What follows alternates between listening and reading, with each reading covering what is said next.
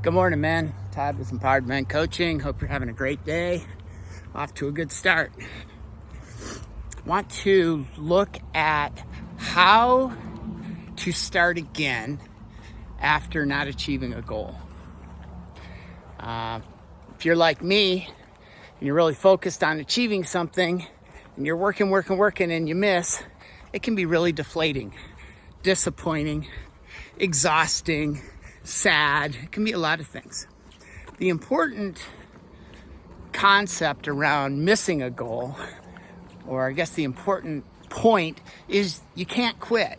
But how do you get started again when your body is feeling like, screw that?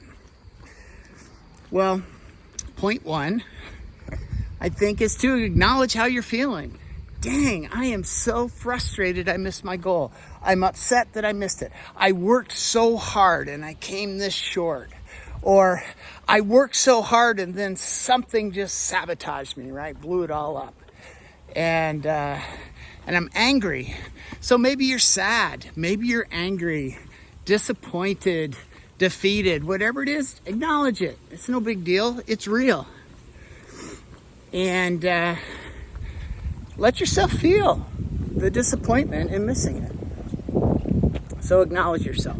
It's important to understand and bring into the picture all of you, and not to compartmentalize and pretend it didn't matter or didn't hurt or whatever.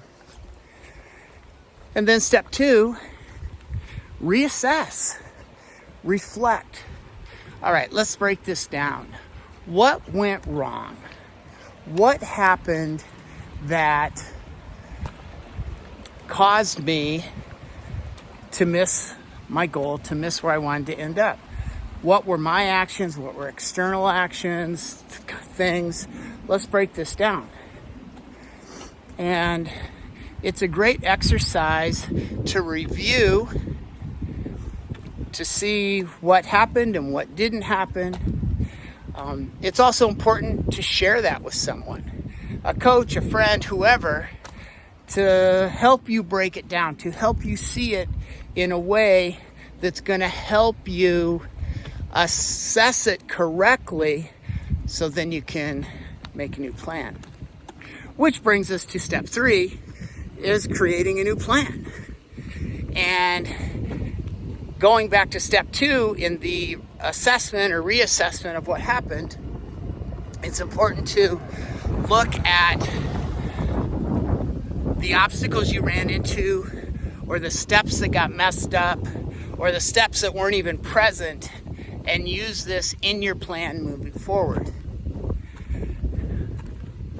So, one of the things that's important in your plan when you're creating steps, action steps, they have to be reasonable, right? If you have a financial goal to be making $1 million a year, and right now you're making $50,000 a year, and you're putting, I'm going to be making $1 million in 1 year, that's really not very reasonable unless there is some solid evidence of a pathway that you can actually do that.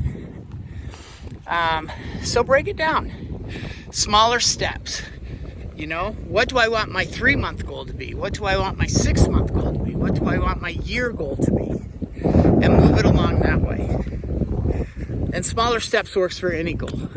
Oftentimes, in moving towards a goal, the steps are moving along fine, and then all of a sudden you got hung up, got sabotaged, got derailed, and usually in there was too big of a step, or not the correct resources, or whatever it is.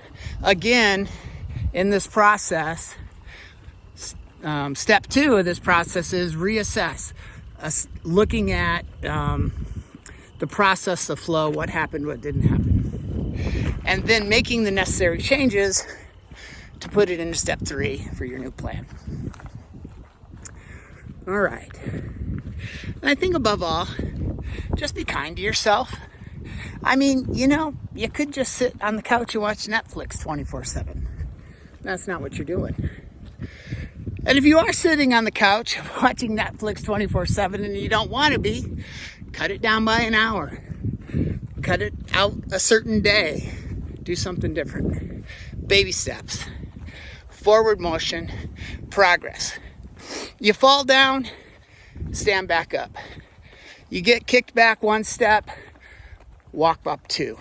You get kicked back 2 steps, walk back 1, and then walk back another 1. Just take it step by step. This is the deal. If you are persistent, you can succeed. Persistent consistency, or consistent persistency. It's key to achieving your goals. All right, man. Todd with 𝐕𝐈𝐃𝐄𝐓 Coaching. Have a great day. Talk to you later. Ciao.